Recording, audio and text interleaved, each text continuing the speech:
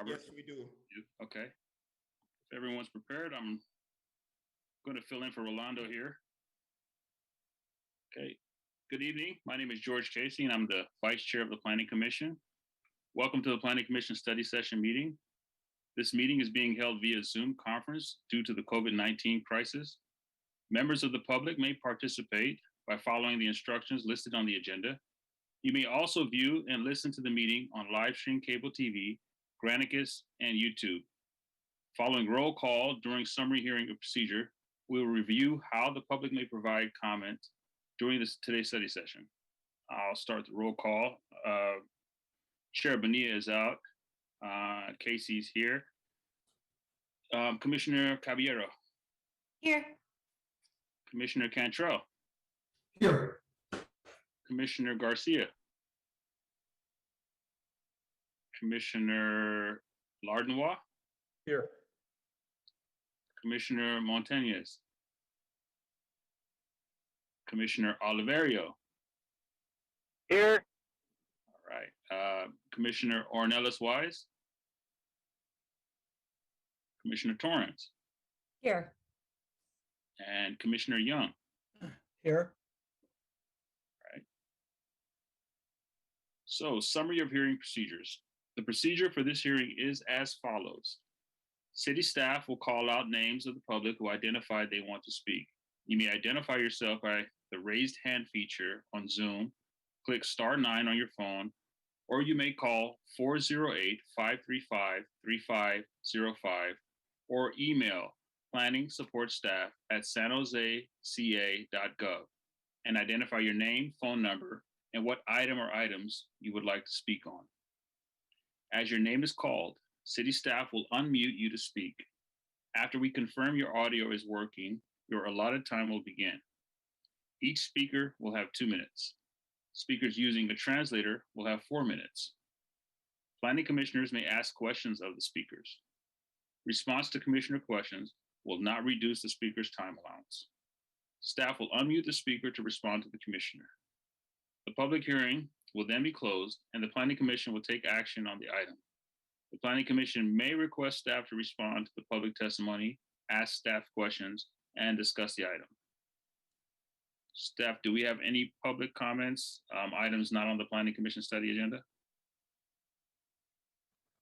Yes, it looks like we have one hand raised. Paul Soto, you have 2 minutes to speak. Go ahead and unmute your device.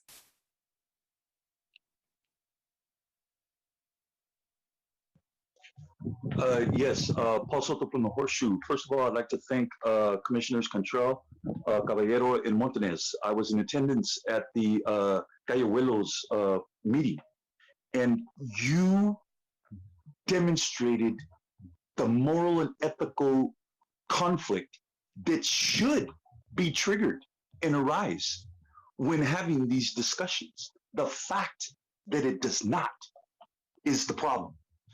When this commission was only 7 members, I was in a meeting and Oliverio was absent from that meeting, but everybody else was there.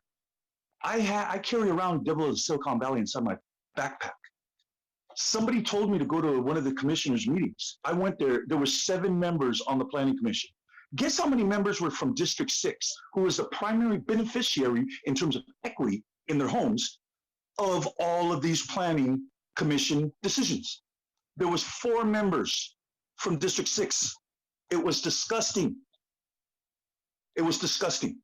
So I'd like to think that I played a small role in ensuring, because I took that right to the council and I fronted off Oliverio, I fronted off everybody from Good. I said, you guys think that these Planning Commission allowances are legitimate because there's people that are going to profit from this? No, no, no, no. We must have the redlining map. The redlining map must be the arbiter of the decisions that are made from the Planning Commission. Because if it is not, then the legitimacy of your decisions is not credible. Why? You haven't even read a redlining document. You want to read one? I have 100 of them. I have 100 documents of redlining documents that were produced in order to affirm that map. I grew up in D11. That's the Horseshoe. D11 is the lowest designation there is. And I was forced to deal with all of the park deficits, all of the deprivations of resources that were afforded right on the other side of the tracks, which was A1, Palm Haven. So I can't thank you enough, you three, for doing what you did. I'm sorry, Paul, your time is up. And Vice Chair, this looks like this concludes all of our hands raised at this time. Okay, I think we're prepared to listen to Martina Davis's presentation. Martina, All right. are you ready? I am here and I'm ready. Let me go ahead and share my screen. Right on.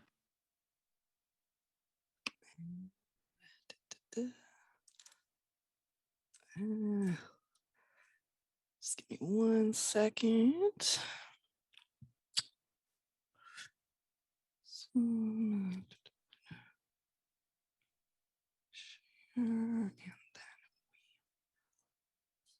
Okay, so you can all see my presentation, correct? Yep.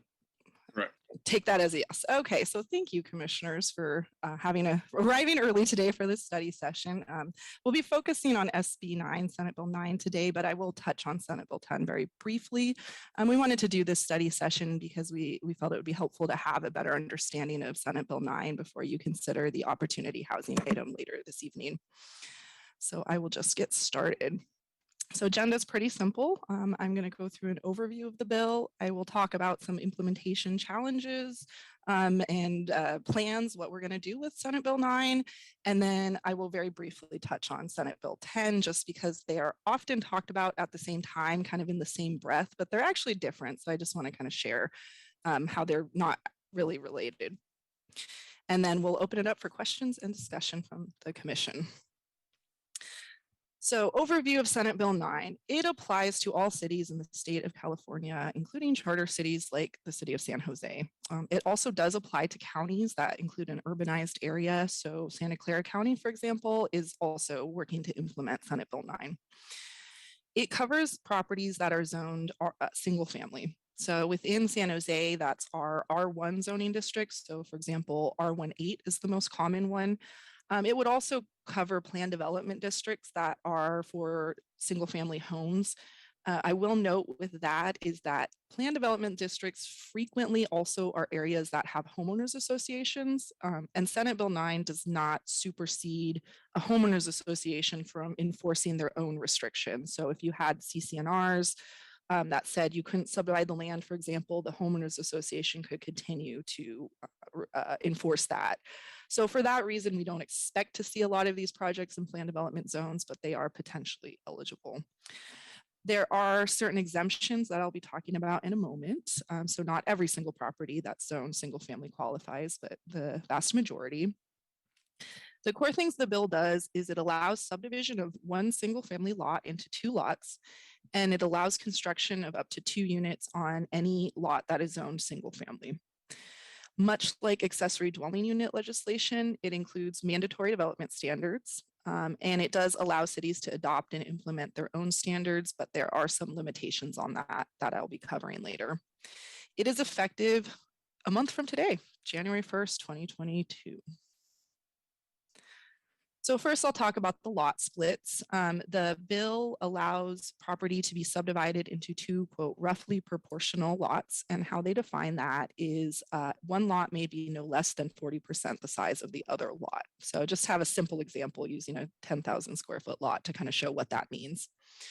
It also specifies that no lot created under a SB9 subdivision called urban lot splits in the bill can result in less than 1,200 square feet. Unless the city were to adopt a lower standard, it does specify that we could. It also specifies that on lots that have been created through these urban lot splits, the city is not required to permit more than 2 units per lot. So that's including accessory dwelling units and junior accessory dwelling units.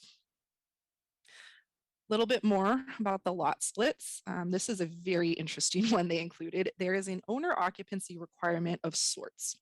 And I say of sorts because what the requirement in the bill is that the applicant must attest that they intend to live on one of the lots for at least 3 years from the date of the subdivision. So they have to submit that attestation to us, and it's under penalty of perjury. But if you note, it doesn't say that they will live in the property. They just have to attest that they intend to live in the property. So a little bit different there. So if they end up moving away, you know, their plans changed, that doesn't make their attestation untrue, as long as it's true that they were planning to live there at the time they submitted that to us. There's also a provision preventing the same applicant from subdividing adjoining lots. We think this is, you know, in part to prohibit someone who maybe owns an entire chunk of, you know, several lots in a row from kind of changing the density. I think this is actually more aimed at if you're a developer who has a subdivision that's approved, but you haven't built the homes yet. They don't want you, let's say you have 50 single family home subdivision approved. You can't then use SB9 to turn that into 100 single family home lot subdivision, right? So I think it's to stop developers from doing that, but that is a requirement in the bill. It also says the same applicant can't be working in concert with somebody to subdivide adjoining lots. It does specify that lots can only be subdivided one time. So you can't just continue to subdivide down to that 1,200 square foot minimum. You're going to end up with no less than 40% what that original lot was, and you're not going to be able to go down any further under Senate Bill 9. These subdivisions would be processed through what's called a parcel map, which is an existing process that covers most minor subdivisions of under 4 units. The difference that SB9 makes is it specifies that that parcel map must be processed ministerially. Currently, that process does not include a public hearing as exists. So not a huge difference there. The main difference would be that we do CEQA review for parcel maps. Typically, it is an exemption under CEQA, but in SB9 projects, they would not undergo that review at all. So that's the main practical implication of the processing difference between a regular subdivision and an SB9 subdivision. It does allow the city to require properties have access to the public right-of-way. So we do not have to allow properties to be created that have no access to a street, not allowing landlocked properties. And we may also require that they provide easements for utilities. However, we may not require dedication of public right-of-way or construction of any off-site improvements. For a minor subdivision, like a 2-lot single-family subdivision, where that would mostly make a difference is if you were to, say, be in an area that never had sidewalk built, maybe it was a county pocket that was recently annexed. Under a normal subdivision, it would be a requirement to dedicate and build that sidewalk, curb, and gutter. Under Senate Bill 9, we would not be able to require that. I mentioned there's lands that are excluded from Senate Bill 9. This covers both those subdivisions and then the 2-unit projects. Most of these are around environmental concerns, so protected farmlands, wetlands, high fire hazard severity zones. There's actually very little of that in San Jose. I was a bit surprised. It's something that is mapped by the state. So you can just Google it and the state's map will come right up. You'd think a lot of our East Hills were, but it really kind of stops at the city limits generally. So there's not a lot of that in the city, but it would come into play in some rare instances. Also prohibits these projects from being on a hazardous waste site within a delineated earthquake fault zone or flood zone, unless the project is designed to meet the standards for construction in those zones. It excludes lands protected by conservation, so like something under a conservation easement, or that's a habitat for protected species. Given that these projects would be really in existing single family neighborhoods, most of these won't come up very often. The one that's going to come up the most often is historic. It excludes lands within a historic district or in a site that's designated historic. As you may be aware, we do have a number of different types of historic designation in our city that are all listed on our historic resources inventory. We are interpreting the way the law is written to include anything on our inventory as excluded. So that would be, say, a conservation area like Nagley Park, or a city landmark district like the Hensley. Senate Bill 9, the goal of it is to produce more housing, not less housing, and to produce more housing that's affordable. So there are some protections around existing housing stock, particularly rental housing. So first, units created under Senate Bill 9 cannot be rented for terms of 30 days or less. So you can't build an additional unit on the property and throw it on, say, Airbnb as a vacation rental. That would be prohibited. You also, these projects cannot alter or demolish rent-controlled units, units that are deed restricted as affordable, units where the Ellis Act has been exercised in the past 15 years to remove the unit from the rental market, or units where a tenant has been in the last 3 years. So these first 3 on this list, those protections don't kick in until you have a property that has 3 units or more. So we don't expect to see these come up very often. Again, these are single family zones, so it's less likely that you would have a triplex there already. And if you do, are you going to tear your triplex down to build a duplex? Maybe, but we don't think those will come up too much. But the units that have been occupied by a tenant, we do expect we'll be checking for that, and we expect that to come up pretty frequently. So the bill does, as I mentioned before, include a number of mandatory development standards that all jurisdictions must adhere to. The first one is that we cannot require more than 4-foot side or rear setbacks for SB9 projects. For the side setback, what that's doing is reducing it from 5 feet to 4 feet. So not a huge change there. The rear setback's more of a change. In our, say, R1 district, it's 20 feet for the second story, some allowance to do a first story addition to 15 feet. So that would be reduced down to 4 feet. So pretty significant difference there. We also cannot require any setbacks for any existing structures. So the way we're reading that is that if someone wanted to, say, subdivide their lot and put that new property line right next to their house, they could do that. They would have to do some remodeling on their house to fire rate that wall that's right there on the property line, like take the windows off, that kind of stuff. But it is something that is permissible. We would have to allow it. The bill also requires cities to allow construction of units that are attached. So we couldn't adopt a standard that says you can only do SB9 projects if they're 2 detached units on a lot. That would not be allowed. But it does specify where the units are attached. They have to be designed to the requirements for selling individually. They don't define that in the bill. So how we're interpreting that is they have to be basically designed kind of as condominiums. So you can't have a door between the units. You have to separate the utilities as appropriate, for example. The idea behind this one is they don't want people to use this bill to do just, say, a giant addition to their house and call it a unit and not actually have a true individual separate unit. As I mentioned before, the city may apply objective development standards. Those standards, of course, cannot conflict with the mandatory standards that I just described, and they must allow construction of at least 2 800 square foot units per lot. So if any standards that we have or adopt would preclude that on a property, we would have to waive those standards. Get the question a lot, what does objective mean? Standards have to be objective. It means no personal or subjective judgment by anyone involved, and it has to be uniformly verifiable by an external resource. So an example would be a standard that says SB9 projects cannot impact the privacy of adjoining properties.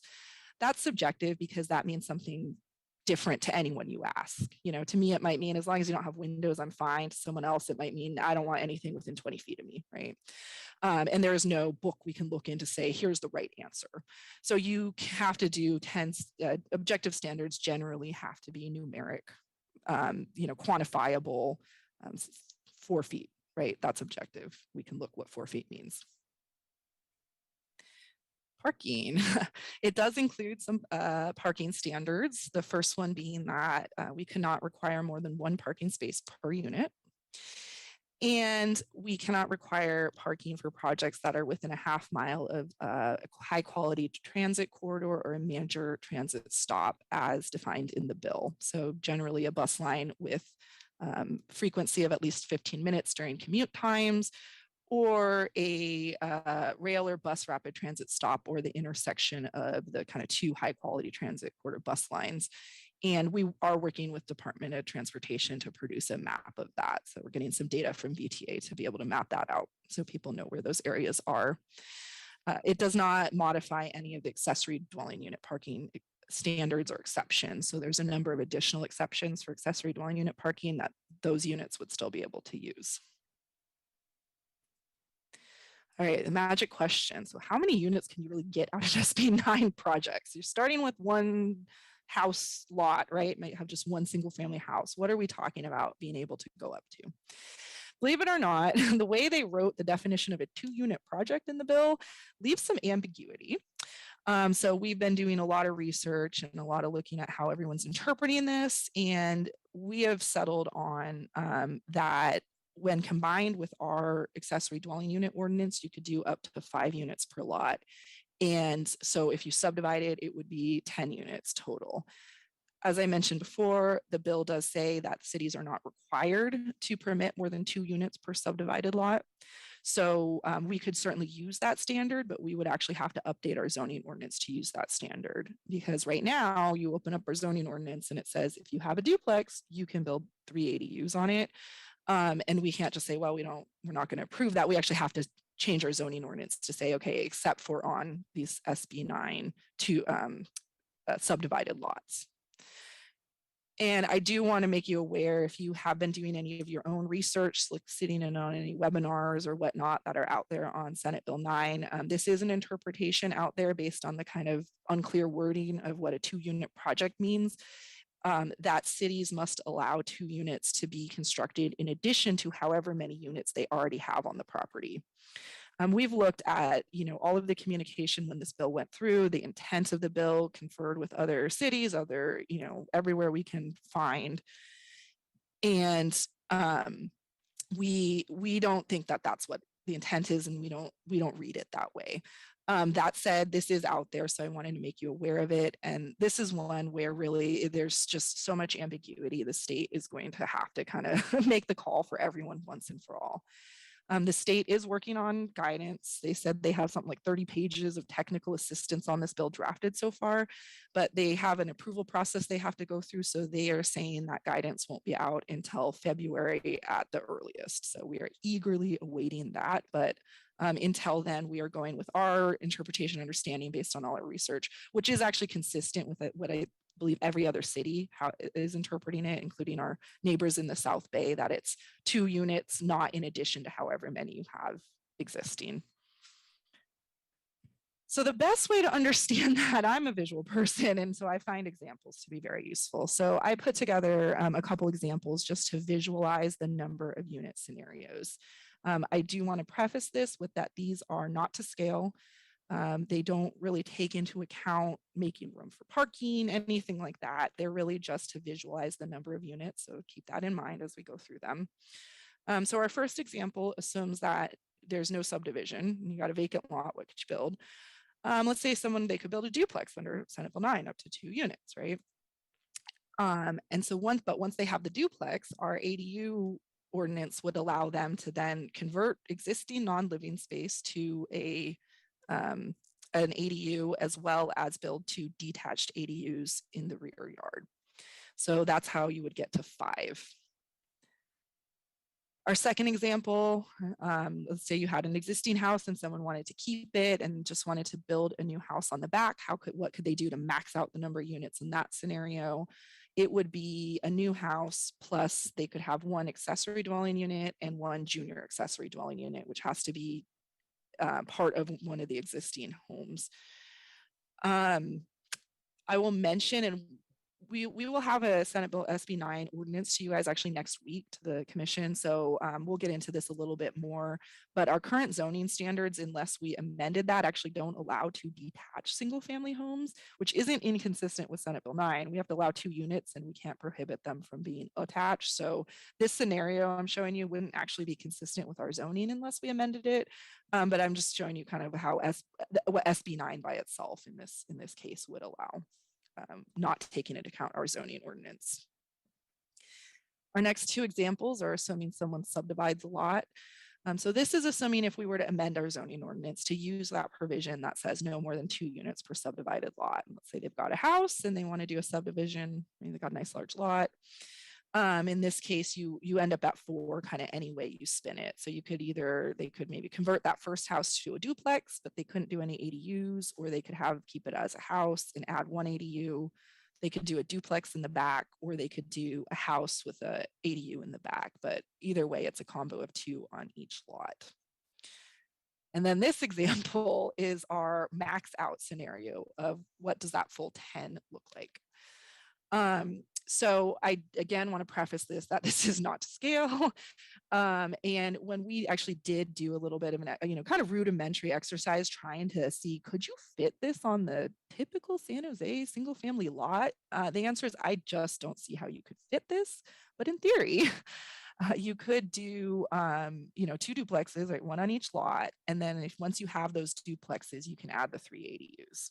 Again, I tried to figure out how to plot this out to, would it fit without running out of room? You just start really running out of room before you can get to all of these units. But again, theoretically possible if we do not change our zoning ordinance. So let's talk about some implementation thoughts and challenges. So what do we expect to see with Senate Bill 9? So using especially our experience with accessory dwelling units, which are very similar in that, their same properties are qualifying for these as accessory dwelling units, kind of same customers, same people in the design space. We don't expect to see this result in wholesale changes to neighborhoods, right? So a lot of people do not pursue these projects even if they're eligible to for lots of reasons. One major reason is the cost. It's very, very expensive to build new units, especially here in the Bay Area. Another reason is, just a lot of people are not interested, right? The Turner Center did a study on this, so the Turner Center at UC Berkeley. They did a feasibility analysis of Senate Bill 9 projects throughout the state. And they did find that it will have limited impacts, that the vast majority of homes in the state would be retained, that most parcels are too small to feasibly subdivide, and that the most financially advantageous model would be to convert an existing dwelling into a duplex. So they did some geographic specific analysis, and within Santa Clara County, their estimate is only 10% of the units are around 10% are market feasible for new homes. So again, not looking at wholesale changes to neighborhoods based on this. You're going to hear a lot more about this later tonight, so I'm not going to steal the thunder, but we did do an economic analysis, a feasibility study for our opportunity housing project that has a lot of overlap, and our findings are generally consistent with this. So what do we have to do to implement this in a month? It's a month away. So before January 1st, and we are in the middle of working on these items, we are working to just clarify, make sure we understand how this works with all the other state legislation that affects housing projects. For example, the Permit Streamlining Act has some deadlines. We want to make sure we're all on the same page as to our review timelines and deadlines, for example. We are in the process of developing updated informational forms, applications, working on updating our processes to be able to process SB9 applications come January. I will say we are getting a lot of interest. We're getting a lot of phone calls, a lot of emails. I heard about this. What do I do? What if I'm interested? How do I start? How many projects that will result in is to be seen, but we definitely are getting ready because we expect the interest to just continue to grow. We're looking at how we're going to deal with that kind of owner occupancy requirement. Is there anything we can do beyond collecting that attestation from people? We're also looking at how we're going to verify the units have been not rented within the last 3 years and just other procedural things like that.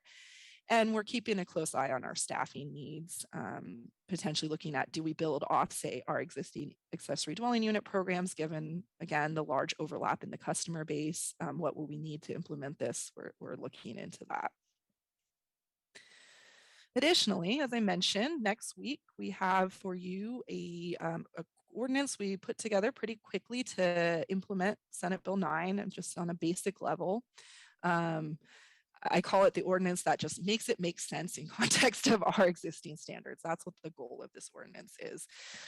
So it would apply the intent of SB9s would apply that no more than 2 units per lot provision.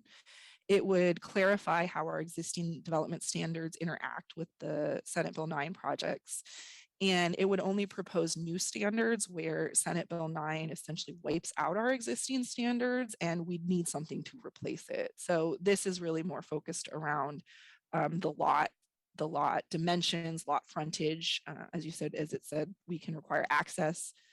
Our current access requirement would be not consistent with Senate Bill 9 projects. So what's an alternate access requirement that we want to have So we published the staff report, I think came out today on that. So I'm sure you're all looking forward to reading that, and we'll have a much more in-depth discussion next week on that item. Another, potential, and this is something we'll be talking about a little bit more tonight, is do we, after this, kind of basic make it make sense ordinance, do we go back and do a more complete implementation of SB9, looking at more detailed development standards, where we may want to adjust our existing zoning standards for these projects. It would include a significant amount of outreach with the residents, the design community, et cetera. So we'll have more discussion on that later tonight, but that's something that's, potential additional action item.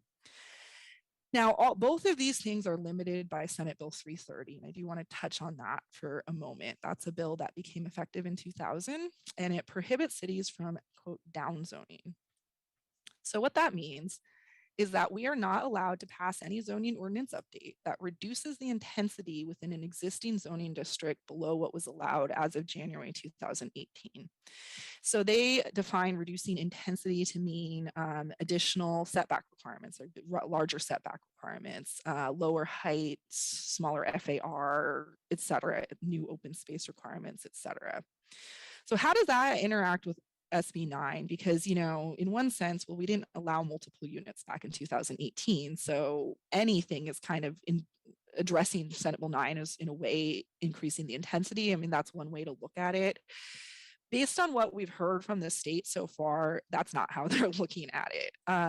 And this is also consulting with our own attorneys, again, talking to other cities. What are they hearing? How are they handling this? The direction this seems to be going under how to interpret Senate Bill 330 and 9 together is that the city cannot adopt any standards that would be more restrictive for Senate Bill 9 projects than those same standards that existed as of January 2018. So we couldn't say, well, okay, your one house can have a 30-foot height limit, but your Senate Bill 9 second unit is limited to 15 feet.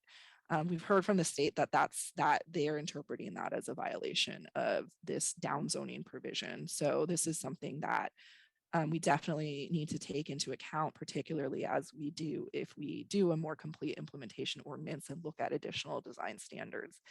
And hopefully the state's official guidance will clarify this issue as well.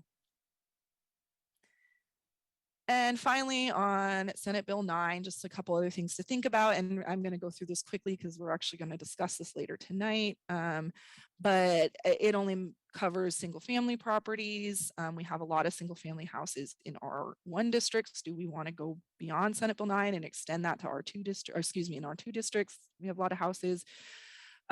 Do we want to extend it to historic properties if we can do standards that would ensure that the resources is not impacted? There's maybe some other areas we could look at extending or modifying Senate Bill 9 for our own purposes in the city. We're also, as I mentioned before, looking very carefully at the staffing. Just this work to kind of do a more complete implementation of Senate Bill 9, we anticipate taking at least one staff member, probably about a year to do. And again, we're keeping a close eye on, our application processing resources. These projects are required to pay fees, right? So we are cost recovery, so they will pay review fees. But do we need to process them any different? Do we need to change our staffing levels or whatnot? We're keeping a close eye on that. And now I'll just move on to Senate Bill 10 very, very, very briefly. The key thing to remember is, again, is you often hear 9 and 10, 9 and 10, I hate 9 and 10, or I love 9 and 10 or whatnot, in the same breath. And they were passed right at the same time, and but they really aren't related actually in any way technically. The key thing with Senate Bill 10 is it's voluntary. It doesn't by itself do a single thing to any city's development allowances. It is an opt-in bill. The best way to explain it is, if you've been tracking housing legislation over the last few years, there's been a couple of attempts to require that cities allow, say, 10-unit projects, for example, in transit-rich areas. They would have essentially been kind of like Senate Bill 9, but it would have been more so. None of those made it through the legislature in the last couple of years. So this past year, they took another look at it, and they tried a different way, which was to say, okay, fine. we're not going to impose this on you, but for cities who want to opt into doing this, we will make it a lot easier for you. And the main way that Senate Bill 10 would make it easier is that if you wanted to allow these 10-unit projects in the areas specified by the bill, your ordinances to do that would be exempted from CEQA. So you would just need to focus on your ordinance itself. You wouldn't need to focus on any of the environmental review.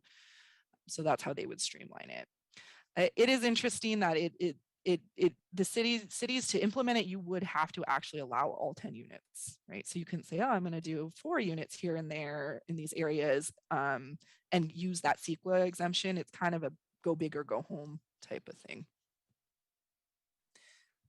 So with that, I will conclude that, as I mentioned a couple areas, there's still a lot of unanswered questions. There's still area that is open for interpretation, that depending on who you ask, it's interpreted in a different way.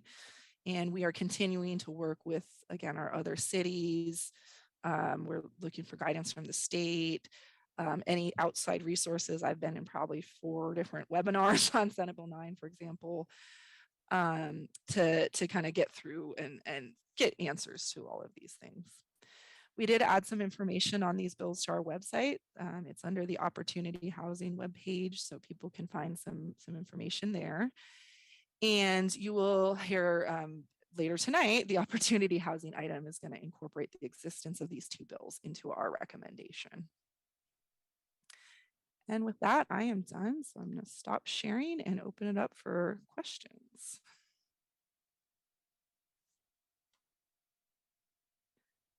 Commissioner Oliverio, see you have your hand raised. Thank you, Chair. And I have several questions, so let me know if you want to limit time. You just casually just tell me, okay? Absolutely. Okay. So thank you, staff. Appreciate the presentation. Curious, number 1, on the split of the lot, it looks like it doesn't have to be equitable, meaning, you know, a smaller square or a smaller rectangle. It can have a different shape where a driveway goes down one side and opens more to the back. Is that correct? Yeah, so the bill doesn't have anything other than the cities must allow the 40-60 size split. Beyond that, cities can set their own standards as long as those standards don't preclude these bills. So it definitely leaves it open for different configurations. Got it. Thank you. And so then thank you for clarifying the attestment is really an intention, and not a promise. So that's a bit weaker than what I heard prior. So when it comes to no curb and gutter, typically when a house did develop on a street that didn't have a curb and gutter, it would add it.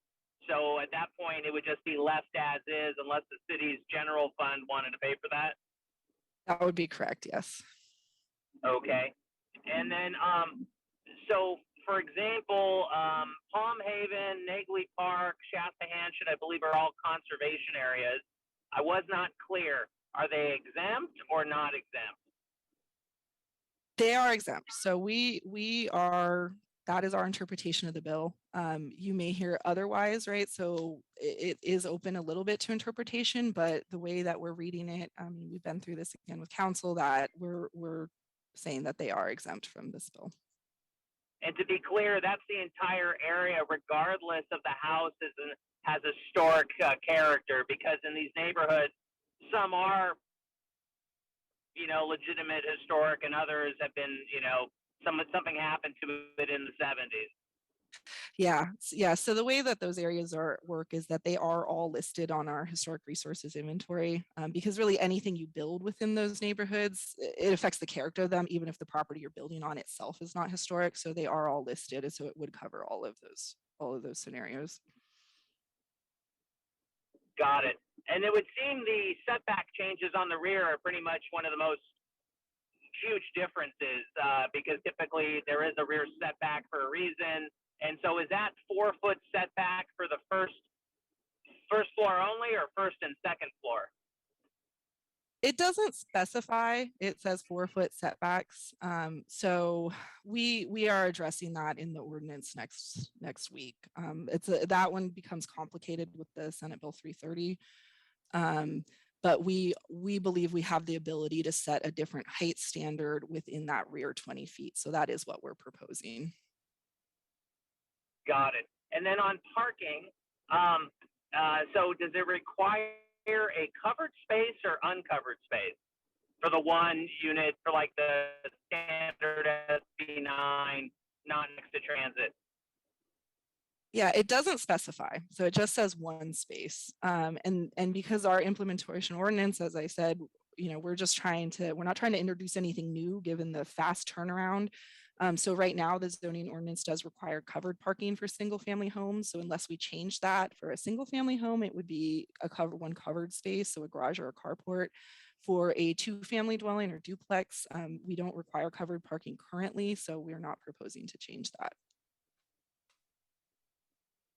Got it. So then it could just simply be cement for the cars to park with no garage, and the rest of the land is for the living space. Yeah, for a 2-family dwelling, unless we were to amend the zoning ordinance to say otherwise, that would be the case. For a 1-family dwelling, it would have to be covered, right? The other thing is our setback standards. It doesn't change the setback standards necessarily for those. So the front setback, we don't allow the parking space to be in the front setback, and Senate Bill 9 wouldn't override that. Got it.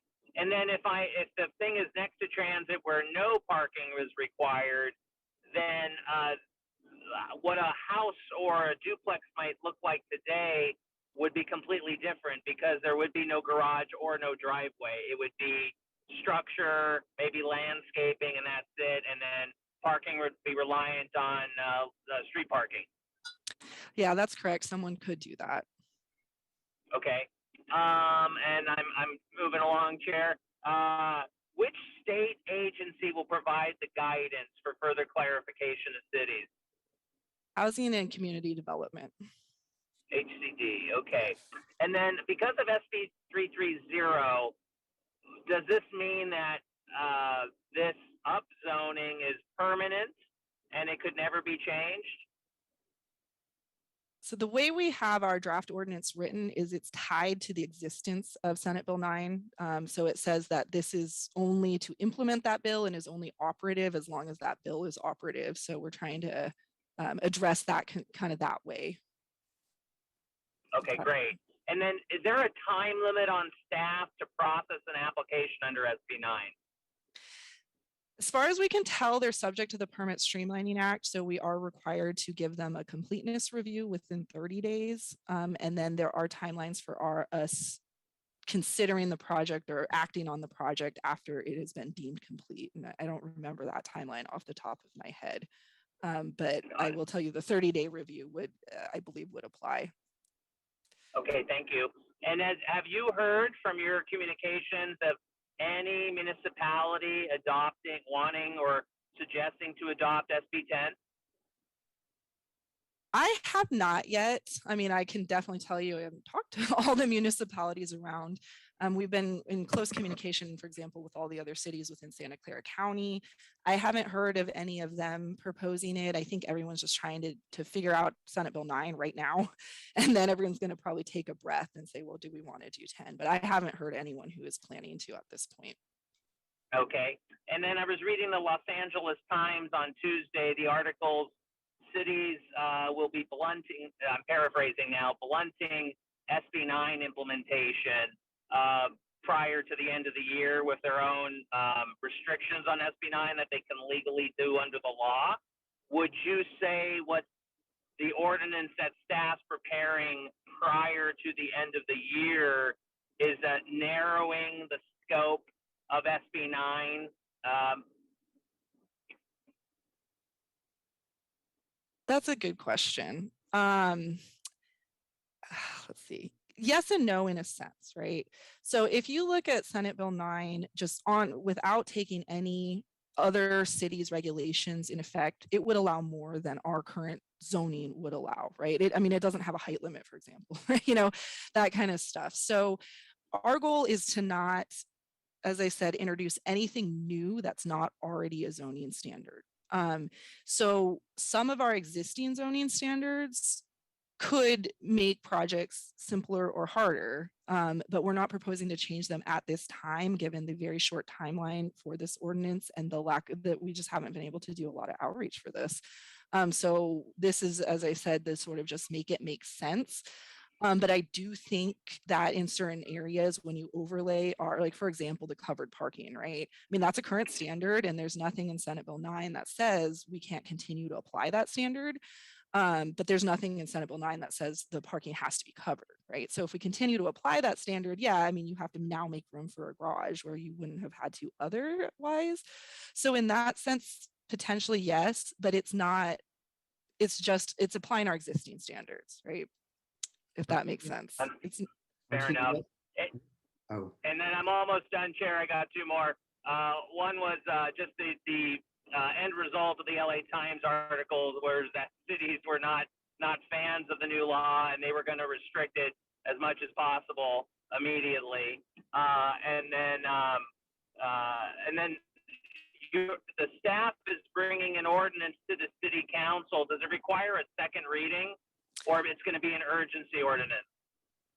It'll be an urgency ordinance, so we're bringing both to council at the same time. A standard ordinance and an urgency ordinance, so the urgency one would become effective immediately. And which council meeting will that be? The 14th. So right to the end of the line there. Yes. Okay. Gonna make it. And then final question, would planning staff likely track the amount of SB9 applications that are coming in? Or would that have to be direction from the city council asking you to do that? We'll definitely be tracking them. I mean, they'll come Got through our it. database. They'll be noted as such in our database. So we'll be able to pull reports on them, certainly. Got it. Thank you very much for your kindness and patience with me. Thank you, Chair.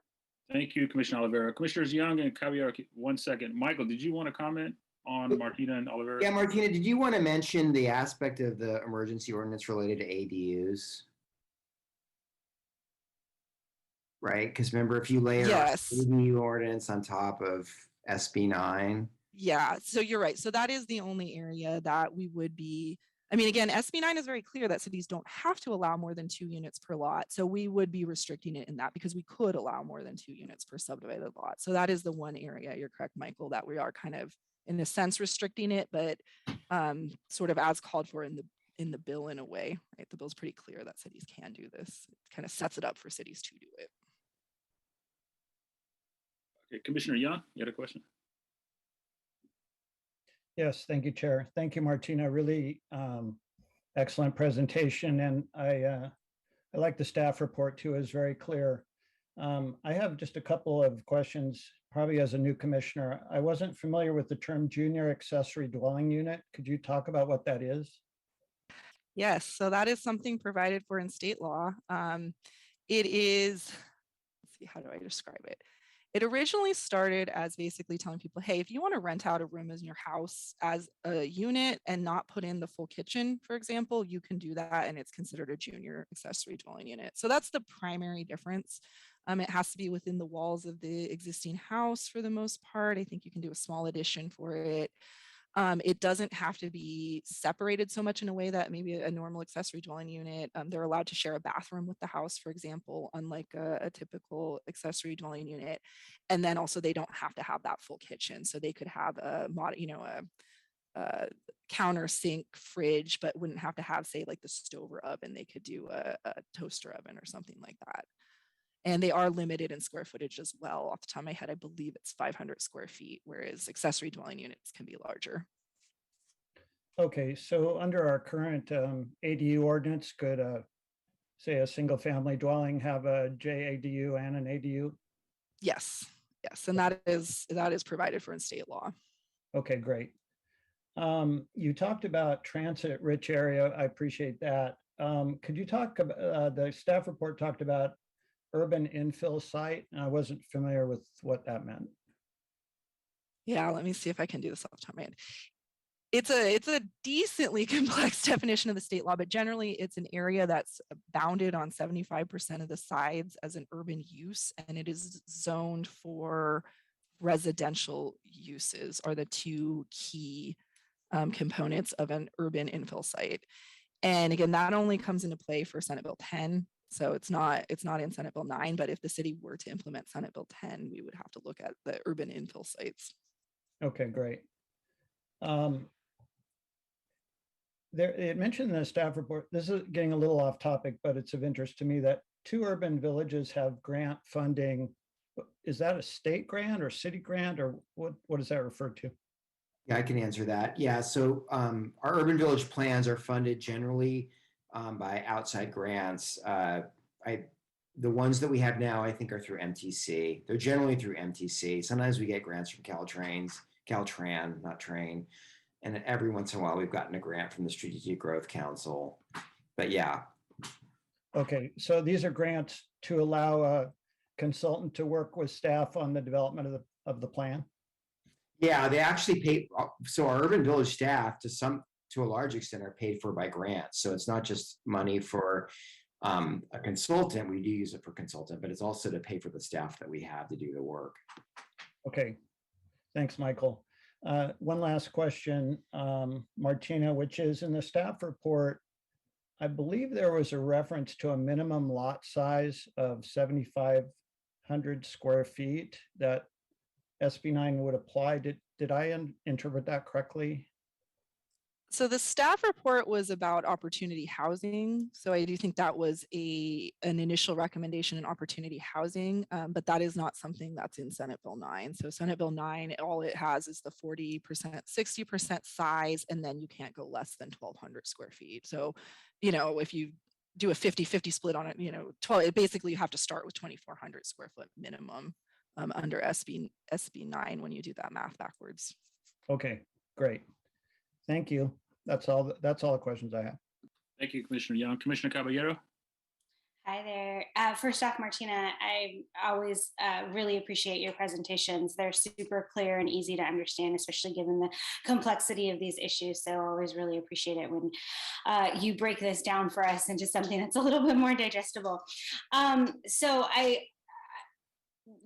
if this is going to be discussed later, we can just talk about it later. But you mentioned that, and I apologize, my dog has decided right now to start barking. You mentioned that in your analysis, roughly only 30,500 or so parcels could potentially be impacted.